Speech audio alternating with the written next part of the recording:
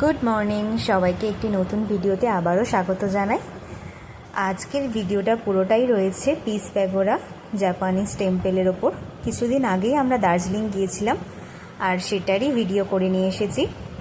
Piece প্যাগোডার রাস্তাটা ছিল one way, আর সেভাবেই আমরা পৌঁছে গিয়েছিলাম পিস প্যাগোডাতে।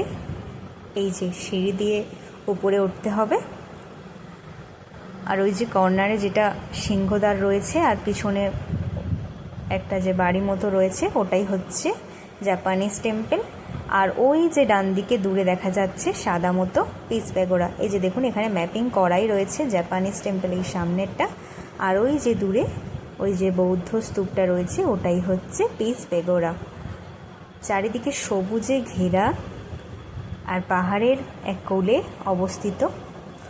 বৌদ্ধদেবের জীবন কাহিনী এখানে সুন্দর করে তুলে দেওয়া রয়েছে। অনেক সিঁড়ি ছিল, এই সিঁড়ি পেরিয়েই আমরা ওপরে উঠছিলাম। মাঝখানে নিলয় আর নিলয়ের বাবা একটু ফটোশ্যুট করছিল, আর এখান থেকে ভিউটা কি সুন্দর দেখতে লাগছিল, একদম সাদা জলজল করছে।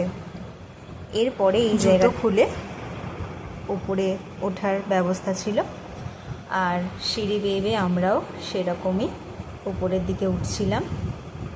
ক্রমশই আমরা উপরের দিকে যাচ্ছি, আর পাহাড়ও আমাদের সাথে উঁচুতে উঠেছে। আর পাহাড়ের গায়ে গায়ে রঙিন ফুলের আঁকিবুকি যেন মা প্রকৃতি সাজিয়ে রেখে দিয়েছে। এই যে এখানে আবার ফটো সেশন চলছে, আর স্বয়ং বৌদ্ধদেব এই যে ধ্যানমগ্ন অবস্থায় রয়েছেন।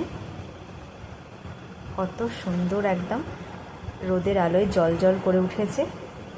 এখানে শয়ন অবস্থায় রয়েছে। এখানে তার জীবনের কিছুটা অংশ তুলে ধরা হয়েছে।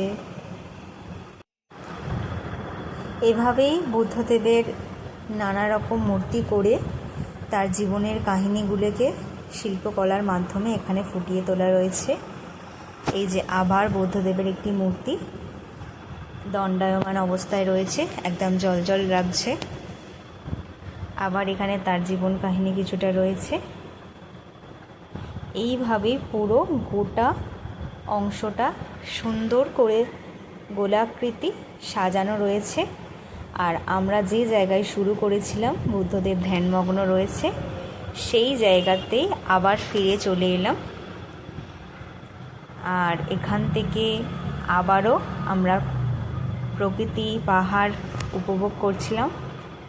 আর শীতের সময় রোদের আলো তো একদম জলজল করছে, যেমন তেমন ভালোও লাগছিল। পরিবেশটা খুব সুন্দর, শান্ত, স্নিগ্ধ ছিল।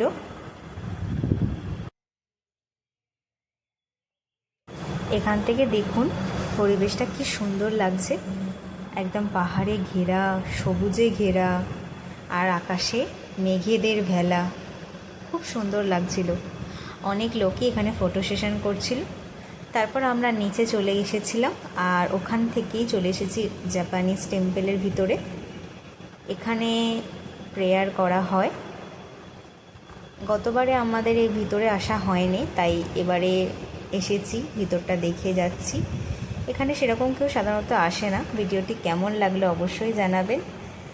আর আমাদের তো খুব ভালো লেগেছিলো পিস প্যাগোডা। আবার টয় ট্রেন দেখতে দেখতে আমরা ফিরছিলাম। আপনারা সবাই খুব ভালো থাকবেন।